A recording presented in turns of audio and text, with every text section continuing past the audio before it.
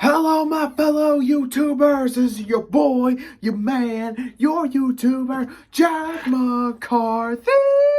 And today I'll be reacting to the latest Mr. Nightmare video. This is 3 disturbing true warehouse horror stories. It's been a while since I've done Mr. Nightmare, but I love his shit so much. I know lots of you loved it when I reacted to the military story once, so now I gotta react to this one, the 3 disturbing true warehouse horror stories. You love Mr. Nightmare, I love Mr. Nightmare, everyone loves Mr. Nightmare, cause his scary story tale is so scary. Alright, before I begin, click the subscribe button, the little bell, so you never ever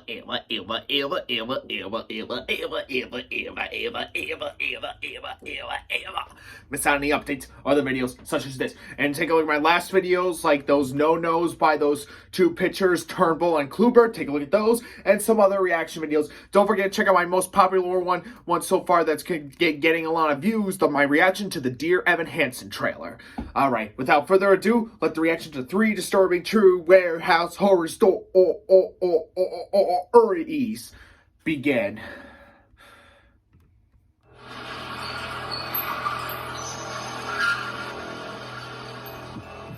Shawn Keith Williams, SK Dub. Heh.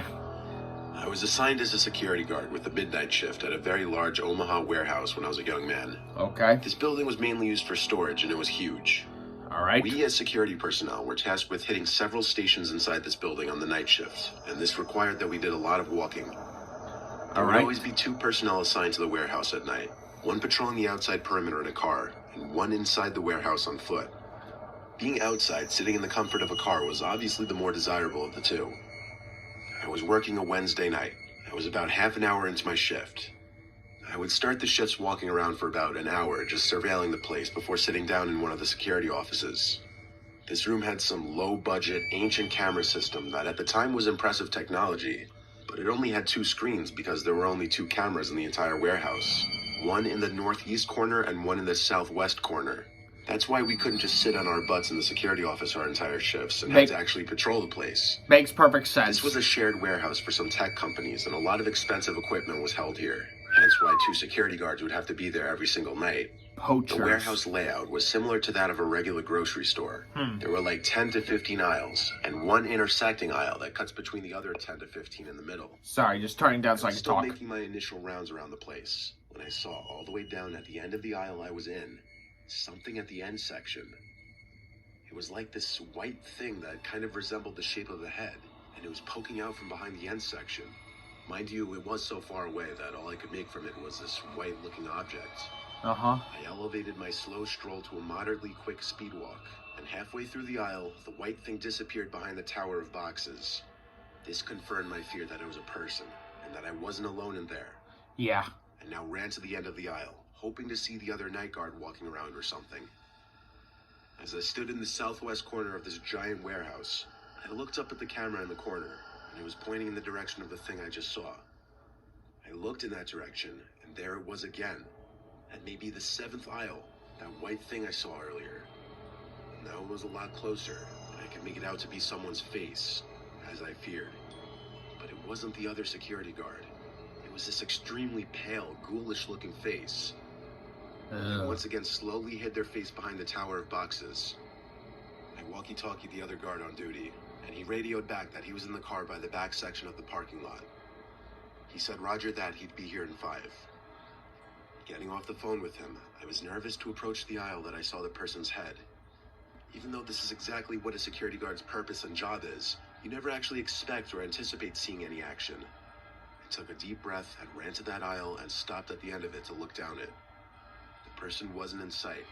I figured they must have ran for it. So I ran halfway down, hoping to catch up to them. But I stopped when I smelled this horrible putrid odor. It smelled like a dead, rotting carcass. I followed the scent until it became overwhelming, and I found the source of it. It was coming from this big wooden box that was different from the rest of the boxes. Oh no. I pulled the lid off the box, and inside was a dead body laying in a pool of blood. The most shocking part of it was that it was missing a head. I walkie-talkied to the other security guard again, and yelled at him to call the police and report a dead body in the warehouse. I said this all while running as fast as I could to the back exit of the warehouse, struggling to get enough air. I threw up the second I made it out the door. I ran to the other security guard's car and sat in there with him, gasping for air. He was still on the phone with the police, so I took the phone and told them whatever the other security guy didn't. Given the nature of the situation, they sent like 5 or 6 cop cars and basically had the entire place surrounded. And The body maybe was some loaded crime into an units. ambulance, and for a good chunk of the night, police were in the warehouse doing forensic work. Perhaps the weirdest part of all of this was that when trying to go back to the video footage captured from the night before, the footage cut out for about 3 hours in the middle of the night. Oh boy. There was no explanation for this happening. I've thought about this night for almost my entire life, basically. I don't believe in ghosts or anything, but I don't really have an explanation for this. Yeah. I've thought about some far-fetched possibilities, though, like that whoever the murderer was in the warehouse that night and was holding up the severed head of that body, hence why it looks so pale and ghoulish. In fact, it gave me chills just now thinking about it again. Makes perfect sense. This Ads, I know, they're painful, but still, people gotta make a living. Taylor Smith. T.S. Several years ago, 2 friends and I heard from a mutual friend about this creepy abandoned warehouse or furniture store that was only a few miles from my house. Huh. One night while on a drive, the 3 of us decided to check it out. We parked at a Walgreens a few hundred yards from the warehouse and started walking towards it. As we got closer, my friend, I'll call him Jim, kinda chickened out and stayed back while me and my other friend, I'll call Mark, continued on. Alright. As we approached the right side of the building, it became very obvious that this place had been abandoned for a very long time. The front entrance was boarded up, and there were vines and ivy growing all over the building. Our mutual friend said that the only way in was through a busted-in wall in the back. We went around back, and sure enough, there was a broken-in narrow section of wall we could get in through. We stepped in, and it was completely dark. We couldn't see our hands in front of our faces, so we turned on the flashlights on our phones and looked around. There was trash and debris everywhere on the concrete floors. Ugh. We were in what appeared to be the main room of the old store, and it was huge. An entire football field could probably fit in this room. We could even hear an echo when we talked. We started looking along the walls, which were covered in graffiti. The graffiti was littered with what must have been gang symbols as well as profanity, as you would expect. Yeah. What was really unsettling, though, was that as we moved further along the back wall, the graffiti was getting more and more disturbing. One of them read, "Kill yourself tonight." Then the graffiti was getting satanic. There were tons of inverted crosses, pentagrams, 666s, and violent scenes depicted. While this stuff was creepy enough, it wasn't the worst of what we saw. Towards the end of the building, there were some steps leading to smaller rooms. As we shone our lights on the steps, we saw a large, dry pool of what was probably blood all over the steps. This deterred us from exploring the smaller rooms beyond, so we headed to the left side of the room. Good call. As we were walking, our lights caught something hanging from the ceiling. We got closer and saw what it was. It was a noose, still hanging from one of the rafters. It became very obvious that the people that come to this place use it for very evil purposes. Yeah. After that, we decided we'd spend enough time in there and headed for the hole in the wall we entered through. We got outside and saw that there was another, smaller building/warehouse behind the main one. Despite the freaky things we saw inside, we were still curious and decided to check this one out too. Oh boy. One thing that was very odd was that there was a small room in the front of the warehouse that had no doors, only one window. Inside was a large inverted cross hanging from the decrepit ceiling. We came to the left side of the warehouse where the large garage-style entrance was. This building was similar to the first one. It was one large empty room with tons of trash everywhere. There was more disturbing graffiti. However, there were these holes at the base of the walls that were really odd-looking. We shined our lights down them, but couldn't see the bottom. What were these for? We had seen enough at this point and headed back outside. It was then that my friend Mark got a call from Jim. As he was talking to Jim, his face suddenly changed to a downright horrified expression. I said, "What's wrong?" What he said next sent a chill down my spine. What? "Someone else is here," he said. Before we could even turn to run, a white truck peeled around the corner at an alarming speed, heading right towards us. Run. We started booking it towards my car, and as we got around the other back corner of the building, we saw another black truck parked alongside. But we kept running as fast as we could, and thankfully the 3 of us made it back to my car. And? We got in and peeled out of there. I don't know what those guys in the trucks were there for, or why they chased after us, but based on what we saw in those buildings, it wasn't anything good. Thankfully, we never found out, and we never returned to that place. Probably a cult. Or a sacrifice. Things are so messy and scary in ways we cannot imagine. Tootsie. What a funny name. In my mid-20s, I used to be a party planner and event coordinator. I was basically in charge of throwing dope parties for this record label group. I'd have to rent out venues for a night or weekends, which would allow us to host our events in these places. Usually we wouldn't pay until after the event, and the landlord or owner of whatever property we were using would take a cut of the profits.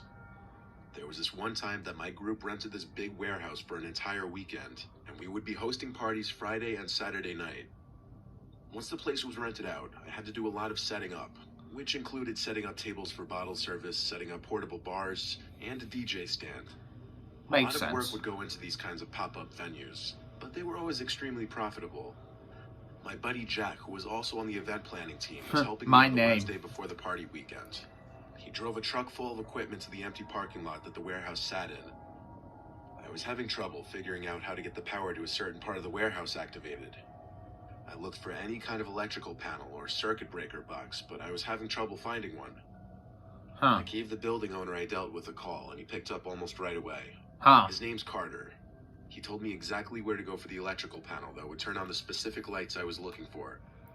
He directed me to a door that had an exit sign on top of it, but it wasn't on. Through this door, I was in a very short, very narrow space with a door on one side, which I presume led to the outside, and then a half flight of stairs on the other side. I was supposed to go down this half flight of stairs, which led to another tight space with a couple doors. This room was hard to explain without just seeing it for yourself. I'm 6'4", so I had to bend down a little bit just so my head wouldn't hit the ceiling. That's how cramped it was down there. Yeah, I've been in a situation like that. Very dim nightlight kind of lights hung on the ceiling. Dim, but enough light to navigate just fine. I found the electrical panel, and Carter told me exactly which switches to flip. Then I shut the panel door and turned the key to lock it, even though he told me to just leave the key in the lock. I thanked him, and our call ended. I heard a loud and obvious buzzing sound that would be going off in spasms. I followed the sound of it to a door, leading to a pitch-black room. Pulling the door open was hard, as it scraped against the concrete floor. There was this red light in the top corner of the room that synchronized with the buzzing sound. When the buzzing stopped, the light would also turn off. I was trying to figure out what it was, but it didn't make sense. I stepped deeper into the room and noticed whenever I moved, the light would turn on and the buzzing would sound. Motion sensor? Still, it stopped. I don't know why, but I was creeped out, so I went back to the doorway of the room. I took one more look inside, and the red light turned on again, lighting up the room with this eerie red glow. I decided to call Carter and tell him about the potential problem with the light and the buzzing. He told me calmly that the light was a motion sensor, and the buzzing was because that one in the basement was busted. I asked what he meant by motion sensor, and he explained that there's at least one in every room in the building, as it's part of the security system. I looked back into the room, and the light was still on. I asked what could be setting it off in there, and he said he had no idea. Run. And that's when I spotted it. There was someone, I couldn't tell if it was a man or a woman because of the long, disheveled hair, sitting in one corner of this room, half hidden behind a pile of old boxes. Their eyes were the most noticeable feature because of how goddamn wide they were open. The mouth was like a half smile, and they were moving their arm in a manner that was as if to tell me to come here. I know it took me a few seconds to describe this person just now, but I was literally screaming at the sight of them in under a second. I slammed that door shut and ran back up the stairs and out that exit door. I told Carter we were leaving and not using the warehouse anymore. I didn't ask any more questions after that. I didn't care, it was his problem. I yelled at Jack to get everything he could back into the truck. We collected our stuff as quickly as possible, loaded the truck back up, and left. I didn't even bother locking the door to the warehouse. I just wanted to be far away from there. I still today don't know what to make of it. The Carter guy seemed so weirdly calm about my telling him about a deranged-looking person in the basement of his warehouse. Looking back, that light was probably going off because of that person sitting in the corner waving me over, or doing whatever the hell he or she was doing with their arm. Yeah. It was a truly nightmare-inducing and horrible experience. Yeah, pretty scary too. Okay, rankings. based on the rankings, I would have to say Scary Story number 2, exploring the abandoned warehouse and seeing all those symbols, the noose and everything else, and those two guys nearly getting attacked by those 2 pickup trucks, the scariest. The second scariest would have to be the security guard warehouse one with the possible serial killer holding that head and the dead body in the box. And the third scary story, a creepy person in a rented warehouse. That would be the least scariest. So most scary number 2. Average scary, maybe a little bit scary, but not too much as the first one. Scary Story number 1. And finally, Scary Story number 3. 3 for the least scary. 4 still scary, but not that much scary. Nice stories. Hope you enjoyed this reaction. Subscribe, like, click the little bell. Never, miss out on any updates, other videos such as this. Always stay tuned for more of my videos and a whole bunch of others in the future. John McCarthy, signing off. El Bye.